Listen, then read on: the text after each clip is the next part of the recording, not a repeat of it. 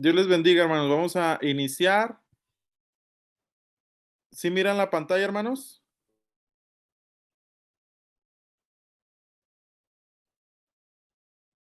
¿Sí miran la pantalla?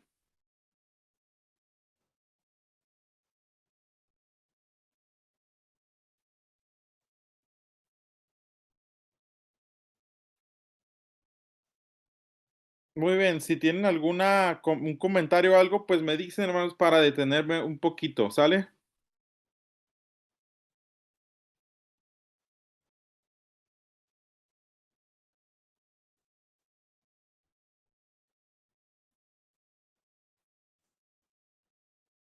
Bien, vamos a ver, ya la última parte del Génesis, hermanos, el libro de Génesis, la señal del pacto, perdón, la circuncisión. Esto tiene que ver con que Abraham creyó a Jehová y significa literalmente, hermanos, en hebreo se apoyó sobre Jehová. Era más que aceptar intelectualmente la promesa, se refiere a confiar incondicionalmente en la persona de Dios y en su promesa. Abraham se puso a sí mismo y su futuro en las manos de Dios. Esa es la clase de fe que salva. Gálatas 3, 6, 8. ¿Qué es lo que enseña este versículo? Enseña que Dios nos acepta en virtud de nuestra fe sin considerar las obras como en el caso de Abraham. ¿Qué tiene que ver el pacto sellado con la circuncisión, hermanos? La circuncisión para los judíos es el pacto entre Dios y Abraham, entonces por eso los judíos se circuncidan. Nosotros los cristianos no tenemos que hacerlo. ¿Por qué? Porque Cristo ya pagó el precio y en todo caso sería como un simbolismo de una circuncisión en el corazón, es decir, dejar que Dios trate con nuestro corazón. Abraham tenía 75 años cuando salió de Harán y ahora tenía 99 y había caminado 13 años por fe desde la última revelación divina. La perspectiva de tener un hijo por medio de Sara parecía muy remota y Génesis 17 y 18 indica que Abraham ya pensaba en Ismael como el sustituto del hijo prometido. Me voy a ir un poquito rápido, hermanos, porque ya necesitamos terminar este libro, el libro de Génesis. Todos conocemos la historia de Abraham y Sara, que tienen una promesa de un hijo por parte de Dios. Este hijo no llega, hermanos, pronto, de tal manera que lo que hace Abraham y Sara es tener otro hijo que es Ismael por medio de su sierva Agar y Ismael es el padre de los árabes. Por eso, hermanos, hay conflicto entre los árabes y los judíos.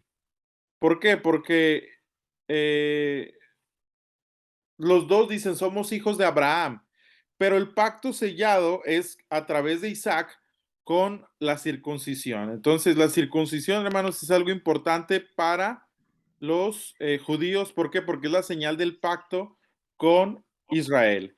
Si tienen alguna duda o pregunta, hermanos, me dicen para darles la palabra. ¿Sale? Muy bien, muy bien. Entonces, déjenme, cierro acá el WhatsApp porque hace que se escuche el ruido, hermanos.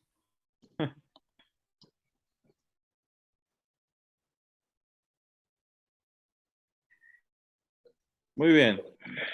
Continuamos con la clase, hermanos. Dios dio a Abraham dos señales para confirmar el pacto de Dios con Abraham, el cambio de nombres y la circuncisión. Ya no se llamaría Abraham con una sola A, padre enaltecido, sino Abraham, que sería una H y una A, Abraham, padre de una multitud. Aparentemente el cambio de Sarai a Sara era meramente cambiar de una forma a otras palabras que tienen el mismo significado. Sin embargo, el cambio la elevó a una posición de alta dignidad en el pacto. Un cambio de nombres es una señal del favor divino, pero como se burlarían los cananeos de las pretensiones inherentes de los nuevos nombres de esta anciana pareja, Dios denomina lo que aún no es como si ya fuese hecho. Entonces, hasta aquí, hermanos, Abraham solamente tiene un hijo que es Ismael, no tiene más hijos, el único que tiene es Isaac. Y miren lo que Dios hace, le cambia el nombre de Abraham, padre enaltecido, a Abraham, que significa padre de multitud. También en el caso de Saraí, deja de llamarse Saraí para llamarse Sara, que tiene que ver también con madre de multitudes. Entonces, fíjese cómo Dios cambia el nombre de Abraham y le pone padre de multitudes, aunque él todavía no, aun y cuando él todavía no tenía la descendencia que Dios le había prometido. Muy bien. El caso de Agar e Ismael lo encontramos en el capítulo 16. Una de las pruebas más difíciles que tuvieron que soportar Abraham y Sara fue la larga demora antes de recibir un hijo. ¿Por qué tardó tanto tiempo en cumplirse la promesa? Dios quería que ellos supieran en el cumplimiento de la promesa que no sería el resultado de esfuerzos humanos, sino la pura gracia, un milagro. Dios, hermanos, le da a Abraham la promesa de un hijo cuando Abraham tiene 75 años de edad. ¿A los cuántos años Abraham tiene a Isaac? A los 100 años, hermanos. Imagínense, pasaron 25 años de la promesa entre Dios y Abraham. A veces Dios nos promete algo y se tarda un año y uno ya quiere dejar de ser cristiano, hermano. Uno ya quiere renunciar a todo, ¿verdad? Porque Dios no cumple. No, hermanos, Dios cumple sus promesas. Imagínense tardar 25 años de la promesa entre Abraham y el hijo que le había prometido, hermanos. Es algo muy, muy, muy fuerte. En todo caso, pues Abraham en un momento de incredulidad se dio el plan de Sara de tener un hijo con Agar, pero las consecuencias fueron tristes. Había envidia y roces en el hogar. Agar reaccionó ante el trato duro de Sara. Conforme a su nombre, pues la palabra Agar significa huye. Y bueno, encontramos la imagen de Agar e Ismael, que de alguna manera, pues lo encontramos en el Génesis, hermanos.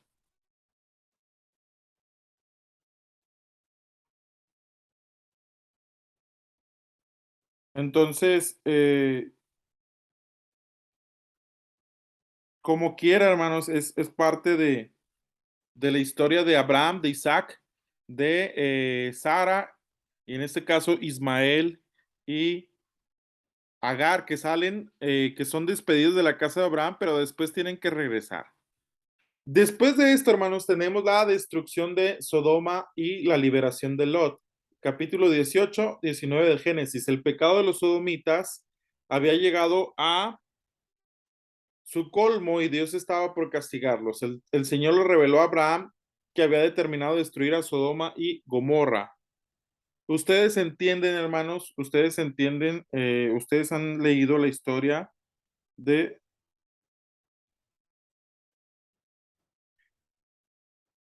de Sodoma y Gomorra, entonces es un castigo que viene a Lot y a su familia, pero que son salvados por medio de la misericordia de Dios.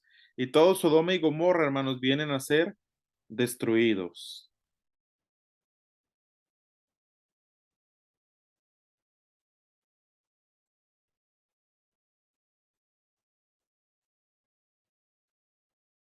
Denme un minuto, hermanos.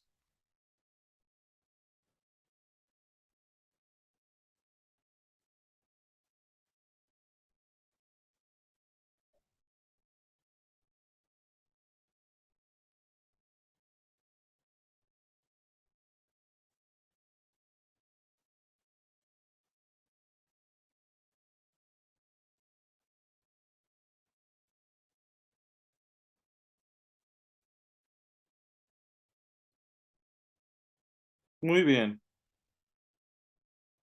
Continuamos, hermanos. El sacrificio de Isaac, capítulo 22. El pedido de Jehová de que Abraham ofreciera a Isaac como sacrificio fue la prueba suprema de la fe del patriarca. Stanley Horton observa que le era difícil, perdón, porque se desgarraba el alma de Abraham ante el conflicto de su amor paternal y la obediencia a Dios. Le parecía extraño porque Abraham ya sabía que no agradaba a Dios el concepto pagano de ganar el favor de los dioses sacrificando seres humanos. Dios no le dio la razón, o Dios no le dio razón alguna de que respaldara su pedido como había hecho cuando animó a Abraham a expulsar a Ismael. En este caso, hermanos, Dios no acepta sacrificios humanos. Sin embargo, Dios le pide esto a Abraham, de tal manera que Abraham obedece y Abraham está dispuesto a sacrificar a Isaac, pero en este caso no lo hace. Todos conocemos la historia, ¿verdad? Que no sacrifica a Isaac porque Dios no acepta sacrificios humanos, pero el sacrificio de Isaac, hermanos, viene a ser una figura, una sombra del sacrificio de Cristo. En todo caso, Abraham, que es el padre de Isaac, quita a Isaac y pone a un cordero o pone a un animalito para sacrificarlo en lugar de Isaac.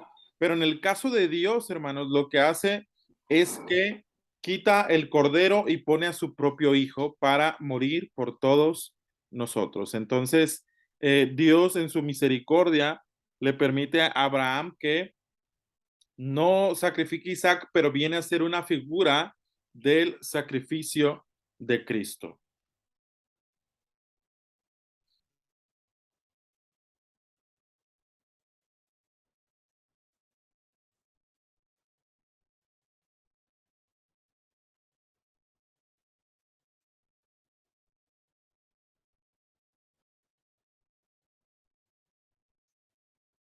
Muy bien, luego viene la muerte de Sara. La muerte de Sara, la encontramos en el capítulo 23. Sara es la única mujer de la Biblia de quien se menciona la edad que tenía al morir. ¿Por qué se dedica tanto espacio a su fallecimiento y sepultura? Tenía la misma fe que Abraham y es la madre de los creyentes, primera de Pedro 3:6. Por eso merece un lugar importante en las escrituras. Abraham busca esposa para Isaac. Después de que Sara muere, en el capítulo 24, cuando llegó la hora en que Isaac debía casarse, se produjo en la vida de Abraham otra oportunidad para ejercitar su fe. Según las costumbres de aquel entonces, le correspondía a Abraham hacer los arreglos para el casamiento de su hijo. Y también esto lo encontramos en el capítulo 24 de Génesis. Ustedes pueden leerlo detenidamente, hermanos. Es una historia de amor pues muy bonita, muy inspiradora, donde vemos la gracia y el favor de Dios. Luego viene el nacimiento de Jacob y Esaú y la rivalidad entre ambos. Ya en el capítulo 25 de Génesis encontramos que Rebeca resultó ser estéril. A compararse el versículo 20 con el 26, se ve que transcurrieron 20 años entre el casamiento de Isaac con Rebeca y el nacimiento de Esaú y Jacob. Al igual que el nacimiento de José, Sansón y Samuel, el de los mellizos tuvo lugar después de un largo periodo de tristeza y oración. Fue dada a Rebeca la profecía de que los dos hijos serían fundadores de dos naciones antagónicas. La nación que descendería del mayor serviría o dependería de la nación que surgiría del más joven. En este caso, el mayor es Esaú, el menor es Jacob. En este caso, Dios trucó la costumbre de aquella época que favorecía al hijo mayor. Y bueno, aquí tenemos una imagen que encontré de Jacob y de Esaú, perdón, donde está vendiendo su primogenitura por un plato de lentejas, hermanos. Y vemos en la imagen que ponen a Esaú como velloso, como un tanto rudo, y acá a Jacob, que no tiene las mismas características de su hermano Esaú. Por eso es engañado Isaac cuando viene la bendición, ¿verdad? Jacob en casa de Labán.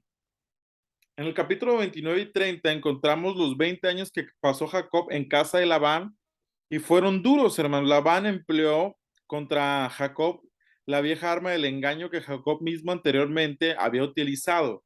Dios usó las experiencias de estos años como una escuela para disciplinar y preparar a Jacob a fin de que éste fuera heredero de las promesas del pacto. Entonces, Jacob, perdón, dura 20 años trabajando en casa de Labán, 7 años por Lea, 7 años por Raquel y finalmente otros 6 años que estuvo por ahí.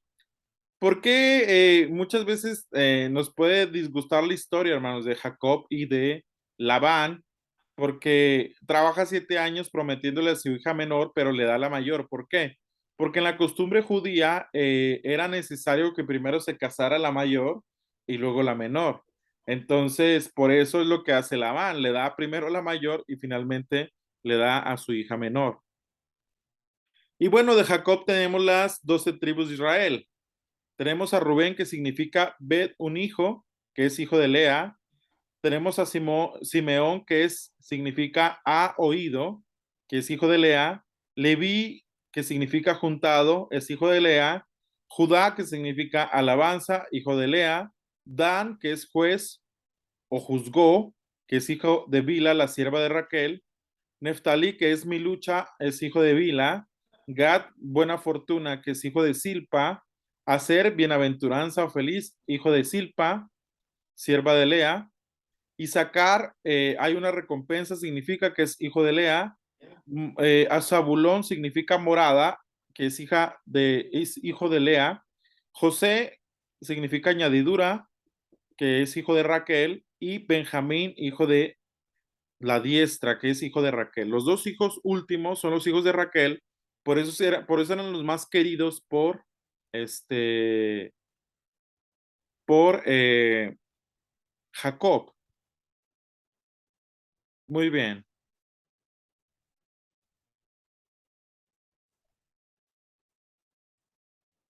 Finalmente, hermanos, encontramos en el Génesis la historia de José el Soñador.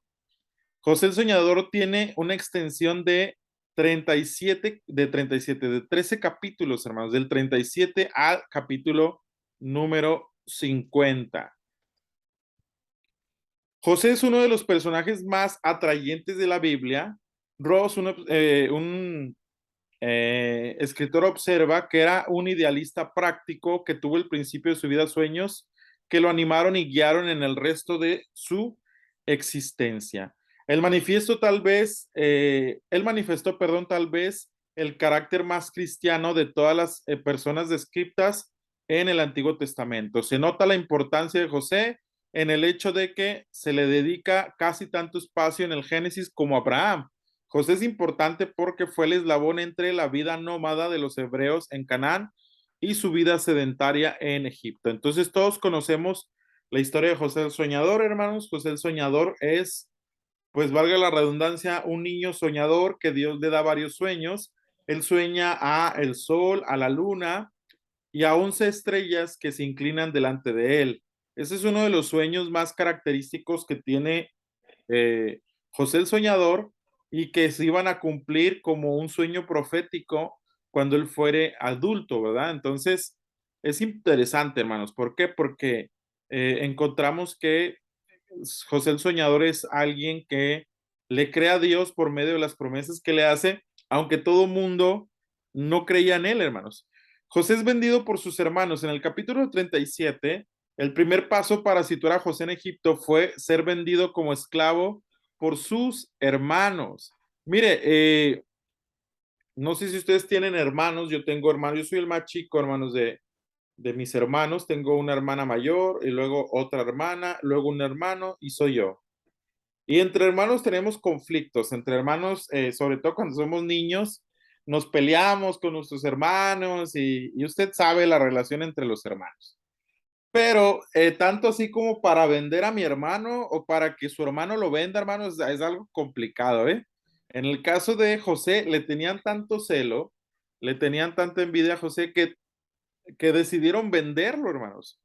Pero mire cómo la providencia de Dios es tan buena que aunque venden a José, Dios pues tenía propósitos.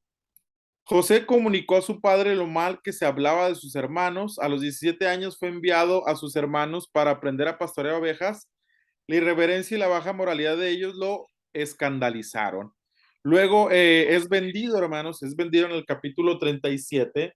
Se lo venden a los árabes primero, lo meten en una cisterna. Una cisterna es como un pozo que no tiene agua. Bueno, las cisternas tienen agua, pero en este caso no tenía agua. Ustedes saben la historia de José el Soñador, ¿verdad? Tiene una túnica de colores, se la quitan. Al quitársela, matan a un animal y la llenan de sangre y le dicen a Jacob, su papá, que había muerto José, pero no había muerto, lo habían vendido a los árabes. Entonces, lo que hacen los hermanos de José es venderlo a los árabes. Después los árabes lo venden a los egipcios y llega con Potifar. Potifar eh, es una persona influyente en Egipto, es alguien poderoso, es alguien adinerado. Y usted conoce la historia de José el Soñador, que es puesto en la casa de Potifar. La mujer de Potifar lo difama porque lo acosa literalmente para que eh, José duerma con ella, él no quiere y lo meten a la cárcel. En el capítulo 39, 21 al 40, encontramos a José en la cárcel, perdón, después de haber trabajado con tanto ahínco, sin quejas y de haber llegado a un lugar de prestigio incomparable. José fue objeto de calumnias y cayó hasta el lugar más bajo y en menos esperanza que la de un esclavo. Pero José guardó silencio, encomendando su causa a las manos de Dios y trabajando serena y diligentemente. ¿Por qué permitió Dios que José fuera encarcelado? Allí aprendería mucho de los altos personajes que compartían la prisión con él. Él conoce a un copero y conoce a un panadero, ¿verdad? Entonces, ambos tienen un sueño. José les interpreta el sueño. El copero iba a ser restaurado en la corte del faraón y este, el panadero no, el panadero iba a ser muerto, hermanos. Entonces se cumple lo que había estado eh, soñando estos dos personajes y que José, el soñador, les interpreta. Muy bien. Al contar con 30 años, miren, lo venden a los 17 años. A los 17 años venden a José, el soñador, y luego lo meten a la cárcel y de los 17 a los 30 años de edad, después de 3 años de disciplina y preparación, del capítulo 37 al 41, Dios permitió que José llegara al lugar donde podría ser honrado, donde podía honrar a Dios, más bien dicho. El Señor dio a Faraón sueños tales que ni los magos ni los sabios versados en la antiquísima sabiduría egipcia podían interpretar. Entonces el copero principal recordó que José había interpretado su sueño en la cárcel. Faraón llamó a José y es de notar que José se negó a atribuirse a sí mismo mérito alguna de la interpretación de los sueños, más bien testificó abiertamente acerca de que Dios era el que había interpretado los sueños y se los había declarado a José.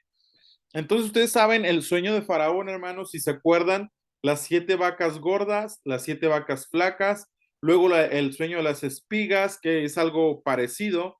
El sueño de las 7 vacas gordas, pues tenemos que 7 vacas muy, muy gordas suben, luego vienen 7 vacas flacas que se devoran a las vacas gordas, perdón, y que José el soñador interpreta este sueño de la siguiente manera. José dice, el sueño son 7 años, 7 años de abundancia, por eso son las 7 vacas gordas, y 7 años de carencia. En los 7 años de abundancia, tú tienes que guardar en los graneros, tú tienes que ahorrar, tú tienes que prevenir los tiempos de angustia, los tiempos de carencia. Es lo que hace el faraón, le hace caso a José, y son 7 años de abundancia. Después de esos 7 años de abundancia vienen las vacas flacas, donde son 7 años de calamidad. Entonces José se convierte en el primer ministro de Egipto, según Génesis 41. Eh, Dios le había dado la gracia a José de gobernar, hermanos, pero mire cómo Dios en su providencia, en su favor, en su misericordia, tiene planes con José. ¿Por qué? Porque José es vendido a los 17 años. De los 17 a los 30, Dios lo convierte en un ministro de la corte de Egipto, en un gobernador. Todo lo que José decía se tenía que hacer. Entonces no se preocupe por los procesos que Dios nos hace pasar, hermanos. A veces sentimos que son muchos años, a veces sentimos que no vamos a llegar a las promesas de Dios, pero mire, José el soñador es la prueba, ¿verdad? de la promesa de Dios. Y bueno, hay lecciones de la vida de José. El libro de Génesis termina con las palabras, un ataúd en Egipto. José dejó el mundo testificando de su fe en la promesa de que Israel volvería a Canaán, pues mandó que su cuerpo fuera embalsamado para ser llevado a Palestina. Para los israelitas que estaban en Egipto, el ataúd era un símbolo de esperanza. La muerte del gran José, hijo de Jacob, la encontramos en Génesis capítulo 50 del 22 al 26. Y así termina, hermanos, el libro de Génesis. Entonces, yo quiero que veamos un video donde veamos como un repaso de la historia del Génesis, de la segunda parte. Hermanos, voy a preguntarles si miran la pantalla. Sí, Muy bien. Si miran el video, hermanos? sí, Muy bien, entonces pongan atención al video porque esto sería ya la recopilación de Génesis capítulo 12 a Génesis capítulo 50 para ir cerrando, hermanos, con el primer libro de Pentateuco, que es el Génesis, y que, perdón, y que ya tenemos que pasar a Éxodo y a los demás, ya a los demás libros, porque tenemos mucha tarea que hacer con lo del tabernáculo, con lo del sacerdote y todo lo demás. Pero bueno, ya vamos cerrando Génesis, hermanos. El libro de Génesis. En el primer video vimos cómo los capítulos del 1 al 11 establecen la narrativa básica de la Biblia. Dios ha creado todas las cosas y hace a los humanos a su imagen para gobernar la tierra a su nombre. Los humanos eligen el pecado y la rebelión. Así que el mundo se sale de control hacia la violencia y la muerte, llevando a la rebelión y dispersión de la gente en Babilonia. A partir de esa dispersión en Babilonia, el autor traza la genealogía de una sola familia, que eventualmente lleva a un hombre llamado Abraham, luego conocido como Abraham. La promesa de Dios a Abraham al inicio del capítulo 12 abre todo un nuevo movimiento en la historia. Dios llama a Abraham a que deje su hogar e ir hacia la tierra de Canaán, la cual Dios dice que un día será suya. En esa tierra, Dios promete hacer de Abraham una gran nación, hacer grande su nombre y bendecirlo. Estas promesas están conectadas con las primeras partes del libro. Babilonia había intentado arrogantemente hacerse un nombre grande para sí misma, y eso no salió nada bien. Pero Dios, en su generosidad, va a investir con un gran nombre a este don nadie, Abraham. La bendición de Dios a Abraham hace eco de la bendición original que Dios le dio a la humanidad en el principio. Así que la pregunta es, ¿por qué Dios va a bendecir a Abraham y su familia? La última frase de la promesa de Dios deja esto en claro, para que todas las familias de la tierra alcancen la bendición de Dios a través de ti. Esto es clave para entender el resto de la historia bíblica. El plan de Dios es rescatar y bendecir su mundo en rebeldía a través de la familia de Abraham. Esta es la razón por la cual el resto de la historia del Antiguo Testamento va a enfocarse solo en esta familia, eventualmente llamada el pueblo de Israel. Esta es también la razón por la que más tarde Israel será llamado un reino de sacerdotes en el monte Sinaí. Dios quiere usarlos para mostrarle a todas las otras naciones cómo es Él. En última instancia, esta promesa recogida más tarde por los profetas y poetas bíblicos que dicen que su cumplimiento vendrá a través del rey mesiánico de Israel, cuyo reino traerá justicia y paz a todas las naciones. En este punto de la historia, nada de esto está claro. Solo tienes que seguir leyendo y ver cómo se desarrolla la promesa. El resto del libro se concentra en Abraham y su familia. Primero en Abraham mismo, luego en su hijo Isaac y luego en el hijo de este, Jacob, y posteriormente en los 12 hijos de Jacob. Estas historias sobre cada generación están unidas por dos temas principales. Primero, cada generación de la familia de Abraham está marcada por un repetido fracaso. Ellos siguen tomando decisiones realmente malas que arruinan sus vidas y ponen en peligro las promesas de Dios. Sin embargo, Dios permanece fiel a ellos. Él continúa rescatándolos de sí mismos y reafirmando su compromiso de bendecirlos y de bendecir las naciones a través de ellos a pesar de sus fracasos. Las historias de Abraham, Dios había prometido a Abraham una gran familia, pero en dos ocasiones diferentes. Él teme por su vida porque otros hombres se sienten atraídos por su esposa. Él hasta niega que está casado con ella, lo que crea, por supuesto, muchos problemas. Y no solo eso, Abraham y su esposa Sara no pueden tener hijos. Así que Sara hace arreglos para que Abraham se acueste con una de sus sirvientas, lo cual causa todos estos problemas. Pero en cada ocasión, Dios libra a Abraham.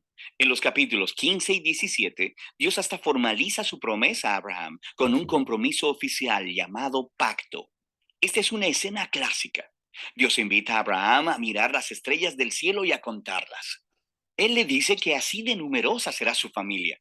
A pesar de todos los obstáculos de no tener hijos, ni la manera de tenerlos en ese momento, Abraham mira al cielo y simplemente confía en la promesa de Dios. Dios responde, entrando en un pacto con Abraham, prometiéndole que se convertirá en padre de muchas naciones para que la bendición de Dios pueda alcanzar a todo el mundo.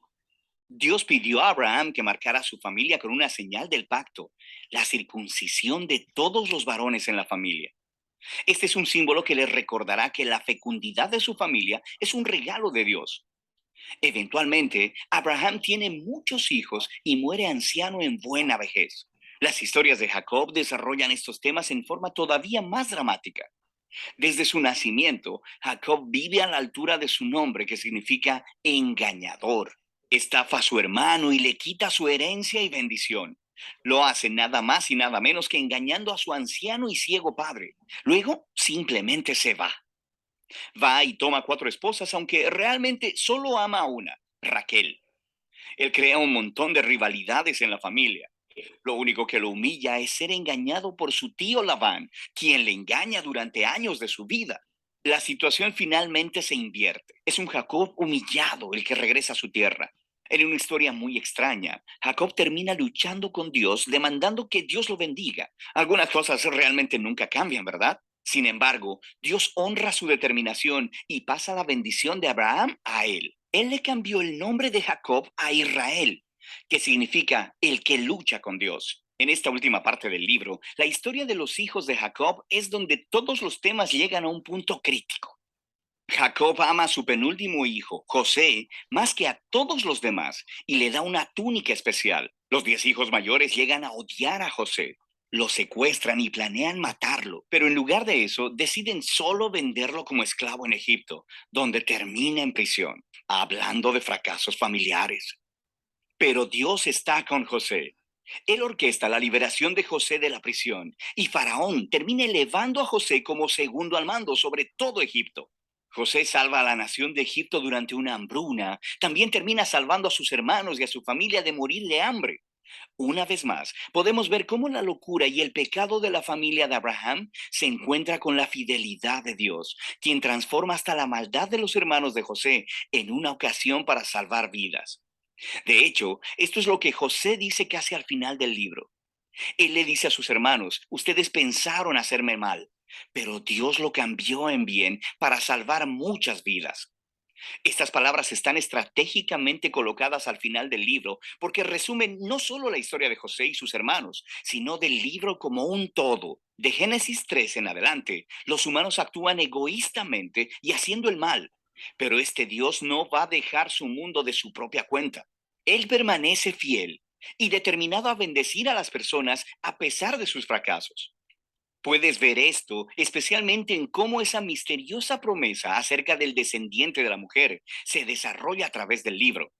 Dios prometió que un vencedor herido vendría y aplastaría a la serpiente y derrotaría el mal desde su raíz. Luego, el autor conecta esta promesa directamente con el linaje de Abraham. Esto es una parte de cómo Dios traerá su bendición a las naciones. Desde Abraham, esta promesa se conecta con Judá, el cuarto hijo de Jacob, y es así como lo hace. En un poema extremadamente importante en el capítulo 49, un Jacob ya anciano, en su lecho de muerte, quiere bendecir a sus 12 hijos. Cuando llega a Judá, Jacob predice que Judá se convertiría en la tribu de los reyes líderes de Israel. Un día vendrá un rey que demandará la obediencia de todas las naciones. Vendría y cumpliría la promesa de Dios de restaurar las bendiciones del Edén en todo el mundo. El libro de Génesis termina con todas estas esperanzas y promesas futuras, flotando y sin desarrollar. Te obliga a voltear la página para ver cómo terminará todo. Por ahora, ese es el libro de Génesis.